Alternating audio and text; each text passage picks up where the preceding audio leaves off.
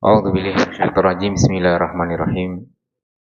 Assalamualaikum warahmatullahi wabarakatuh. Innal hamdalillah nahmaduhu wa nasta'inuhu wa nastaghfiruh wa na'udzu billahi min syururi anfusina wa min sayyiati a'malina. Man yahdihillahu fala mudhillalah wa man yudlil fala hadiyalah. Wa asyhadu an la ilaha illallah wahdahu la syarika lah. Wa asyhadu anna sayyidana wa nabiyyana Muhammadan abduhu wa rasuluhu la nabiyya ba'dah. Allahumma salli wa sallim ala sayyidina Muhammadin sallallahu alaihi wasallam. Al-Fatih lima ughliq wal khatim lima sabaq, nasiril haq bil haq wal hadi ila siratikal mustaqim.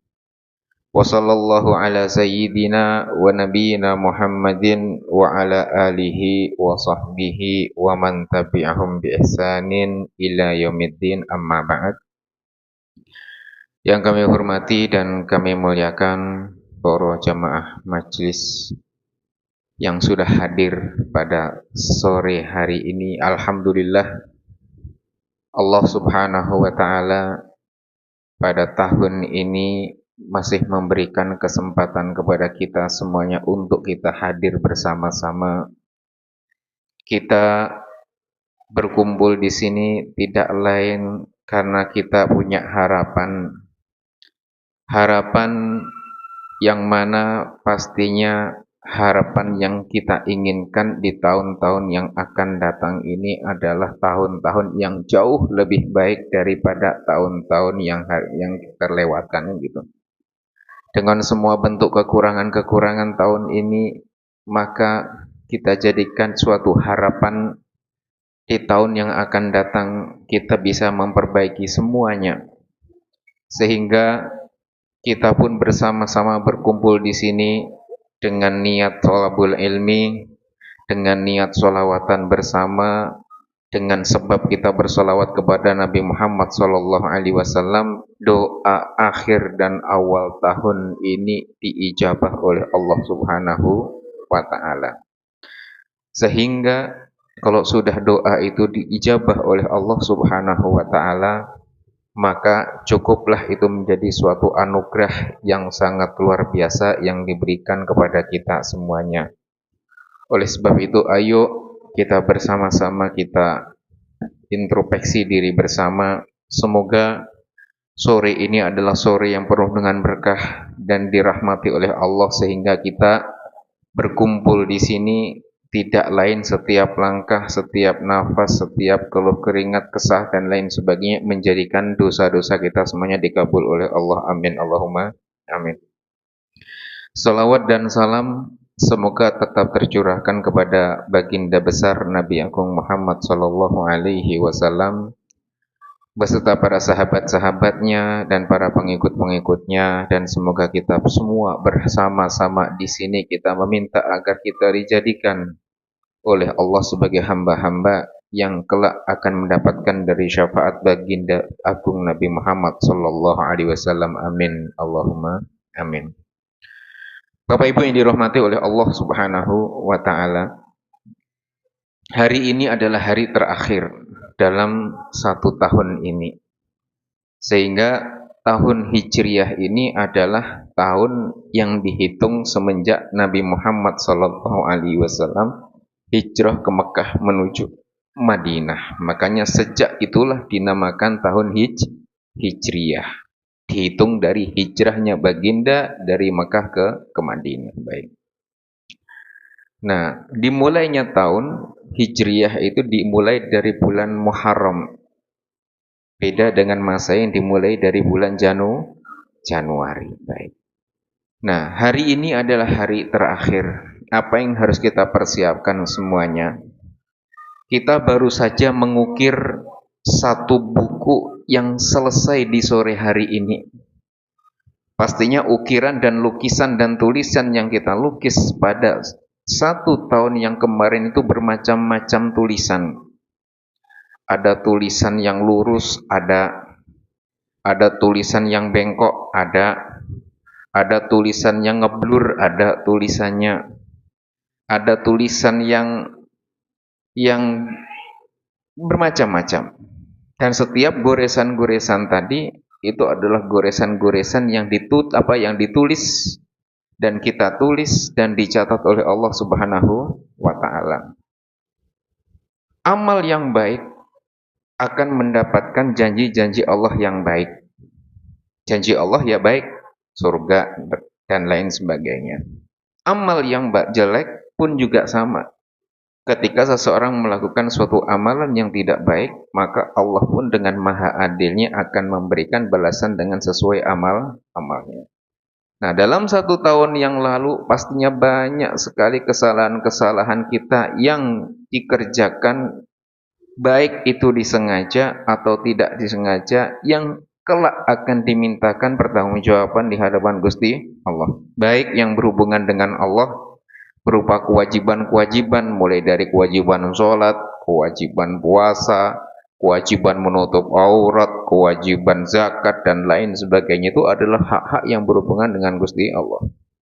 Ataupun dosa-dosa yang berhubungan dengan manusia setiap hari yang kita lakukan. Sehingga dari 1 tahun ini pasti banyak sekali kesalahan-kesalahan yang mungkin kita tidak sadari ternyata itu cukup banyak. Sehingga kita berharap catatan-catatan yang tadi ditulis tadi, kita berharap agar Allah mengampuni semua dosa-dosa yang lalu dan akan diberikan oleh Allah kemudahan untuk memperbaiki di tahun yang akan datang. Karena dosa kalau tidak diampuni sama Gusti Allah, walaupun dosanya itu kecil, maka larinya tetap ke neraka. Walaupun itu kecil, gak ada caranya, itu nanti dapat dispensasi. Oh iya, kalau Allah ngasih dispensasi. Karena secara undang-undangnya dosa itu yang membawa ke neraka. Entah itu besar, entah itu kecil, ya ke neraka. Terlepas kalau Allah ngasih dispensasi, keringanan, dan lain sebagainya, itu adalah kuasa Allah. Tapi yang harus kita evaluasi adalah kita sudah banyak melakukan hal-hal yang secara hukum, baik itu berhubungan dengan manusia dan berhubungan dengan Allah, itu masih banyak kurangnya. Makanya kita perbaiki saat ini, bagaimana di tahun yang akan datang bukan hanya sekedar pergantian buku baru, tapi kita harus lebih merenungi, ya ayyuhalladzina amanu taqullaha wal tanzur nafsum ma qaddamat lighad. Jadi Allah sendiri di dalam ayat juga menjelaskan bahwasanya apa? Besok kalau kamu mau aktivitas tuh dipikir dulu, kata Gusti Allah tuh. Wal tanzur ma qaddamat lighad. Besok kamu mau ngapain? Itu dipikir dulu. Jangan dikerjain baru mikir belakangan. Yang penting kerja dulu baru dipikir. Enggak, pikir dulu kita mau apa, baru nanti kita kerjakan. Sehingga apa? Sehingga setelah kita memikirkan dengan dampak positif negatifnya, maka barulah kita tahu kita kerjakan atau tidak. Nah, itu perintah Allah. Jadi jangan sampai kita melakukan sesuatu itu tidak dipikir terlebih dahulu. Dampaknya apa nih? Dampak dunianya ada tidak? Oh, di dunianya nggak ada. Akhiratnya ada tidak? Oh, akhiratnya ada. Oh, berarti dievaluasi kan gitu. Urusan tipu menipu contoh. Secara hukum negara, mungkin kalau orang dengan pasal penipuan, mencuri dan lain sebagainya cukup dengan dipenjara. Itu hukum yang berhubungan pemerintah. Tapi kalau sudah memenuhi syarat, apakah itu cukup menggugurkan di akhirat? Oh, tidak. Makanya kita evaluasi bukan dari segi sudut secara undang-undang negara saja, tapi bagaimana dengan sudut undang-undang yang berhubungan dengan Gusti Allah. Itu yang harus kita pikirkan bersama. Sehingga kalau dua-duanya selamat, oh di dunia ini nggak ada pasal yang kena, di akhirnya juga selamat, ayo kita kerjakan. Berarti itu adalah poin yang baik, yang tidak ada negatifnya. Tapi kalau masih ada salah satu yang nyangkut, ya ayo kita evaluasi. Jangan sampai kejadian-kejadian tahun lalu yang terjadi akan terjadi serupa di tahun yang akan datang. Baik. Bapak Ibu yang dirahmati oleh Allah Subhanahu wa taala. Tahun baru ini adalah tahun yang kompleks, luar biasa, dengan problem yang baru juga. Artinya tahun baru, masalah baru tidak? Masalah baru. Bukan berarti masalahnya, aduh tahun baru berarti masalahnya selesai tahun ini, besok kita libur 1 tahun nggak ada masalah. Oh tidak. Hari ini tahun ini masalahnya di 2026 apa 2447 selesai nih masalah hari ini nih. Tahun ini selesai. Besok sudah dicatat lagi sama Allah dengan masalah-masalah yang baru. Maka karena dengan tahun baru ini kita harus mempersiapkan diri. Apa sih yang harus kita persiapkan di tahun-tahun yang akan datang?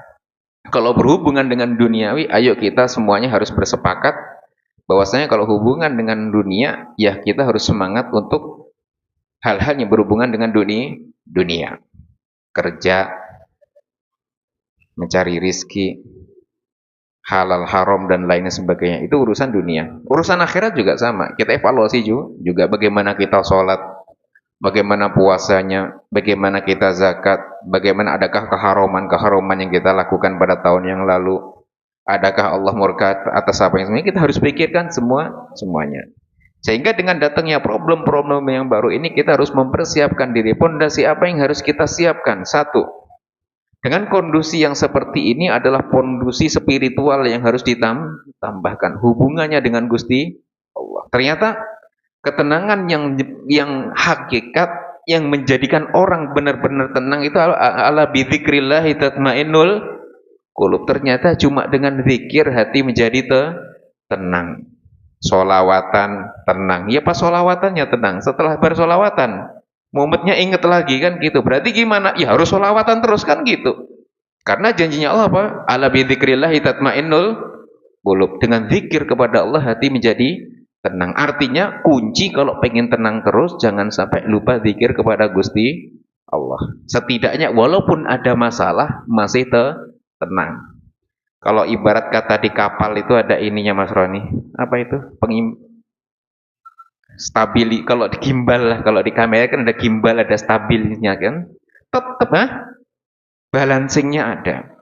Kalau kamera itu ibaratnya sana ada gimbalnya, mau dibawa lari walaupun getar-getar itu masih imbang. Kapal juga sama, bukan berarti kalau ada balancing atau stabilizer atau apalah itu tetap nanti ombak nggak mendekat 100 meter sudah diam, oh tidak, ombak tetap datang, tapi dia bisa menyesuaikan dan kuat. Itu adalah fungsinya. Makanya kunci spiritual itu adalah itu yang dibangun atas dasar utama. Apa itu? Kedekatan kepada Gusti Allah. Itu yang kita tekatkan. Baik. Dengan apa? Satu, dengan zikir. Zikir, baik itu zikir bersama, baik itu istighosah lah, sholawatan lah, marhabanan, genjringan dan lain sebagainya, itu adalah bentuk kebersamaan. Atau zikir-zikir yang bersifat pribadi, artinya sendiri dikerjakan di rumah, ya silahkan saja, karena memang itu hakikat zikir. Berapa banyak orang yang dikasih kemudahan dengan oleh Allah? Banyak. Rumahnya besar, mobilnya banyak, asetnya banyak, mumet juga, ada tidak? Ada. Padahal udah banyak loh. Semuanya banyak, ada semuanya. Mumetnya juga ada. Artinya apa? Semua kemudahan-kemudahan itu bukan berarti menghilangkan problem yang ada. Semua masih ada problem. Makanya yang harus dikuatkan itu adalah bagaimana kita menguatkan hubungan kita dengan Gusti Allah. Spiritualnya kita bangun. Bagaimana kita dekat dengan Gusti Allah. Di mana ketika ada problem kita harus sadar dulu kalau problem itu datangnya dari Gusti Allah. Di dalam ayat Allah menyebutkan apa? Di dalam ayat Allah menyebutkan la yukallifullahu nafsan illa wus'aha laha ma kasabat wa 'alaiha ma kasabat rabbana la tu'akhidna in nasina aw akhtana. Artinya problem yang kita jalani pada tahun 1446 ini berat semuanya, tapi semuanya bisa terlewati mulai dari awal tahun sampai akhir tahun. Ada masalah nggak semuanya kemarin? Ada. Terlewatkan tidak? Terlewatan. Tahun demi tahun, hari demi hari, minggu demi minggu, ternyata problem yang Allah siapkan yang tidak lain itu adalah pengangkat derajat, ternyata kita bisa melewati. Alhamdulillah. Atas izin siapa? Izin Gusti Allah. Artinya apa? Janji Allah, sepusing apapun Allah akan memberikan solusi. Baik. Nah, ini karena spiritual. Tapi bagi orang yang tidak membangun spiritual dan kesadaran bahwasanya datang itu dari Gusti Allah, maka dia akan mudah kecewa. dia akan mudah mengeluh, dia akan mudah komplain, dia akan mudah ini, makin jauh dari Gusti Allah, kecewa dengan Gusti Allah karena spiritualnya tidak dibangun. Sehingga tidak mudah menerima kenyataan dan takdir yang Allah takdirkan. Ya Allah, kenapa saya begini? Saya jualan sudah jungkir balik, kenapa saya tetap gak berubah? Tetap aja mumet. Terus emang kalau sudah ini gak mumet terus selesai? Oh tidak. Di dunia ini gak akan selesai mumet, dan di akhirat pun masih mumet. Ujiannya masih berlanjut nanti. Dikubur masih pertanyaan lagi, ujian lagi. Mumet nggak? Mumet, mungkar nakir. Belum lagi nyebrang Sirotol Mustaqim. Mending kalau lewat jalan tol gede lebar kayak gitu. Lah itu di atas neraka jahanam sempit lagi, kecil lagi, lembut lagi, tajam lagi. Kita lewati ujian lagi, belum selesai. Artinya masih panjang yang harus kita lewati. Makanya kita berpikir ujian yang di dunia ini sudah tidak lama. Tinggal bagaimana kita memikir ujian yang benar-benar nanti akan kita lewati dan tidak ada ujungnya. Yaitu ujian-ujian akhirat. Mulai dari Sirotol Mustaqim, mulai dari padang mahsyar, mulai dari timbangan amal, mulai dari pertanyaan mungkar dan nakir. Itu cukup sebagai ujian kita nanti. Makanya apa? Makanya kita berpikir bagaimana selamat itu bukan hanya di dunia, tapi bagaimana kita juga selamat di akhirat. Baik. Dengan kemudahan yang begitu banyaknya saat ini, mudah dalam komunikasi yang begitu mudahnya, media yang begitu mudahnya, menyebar kebaikan juga begitu mudah, merusak juga begitu gampangnya. Itu yang terjadi saat ini. Kerusakan terjadi dengan mudahnya, hanya dengan sekali pencet rusak satu alam semuanya.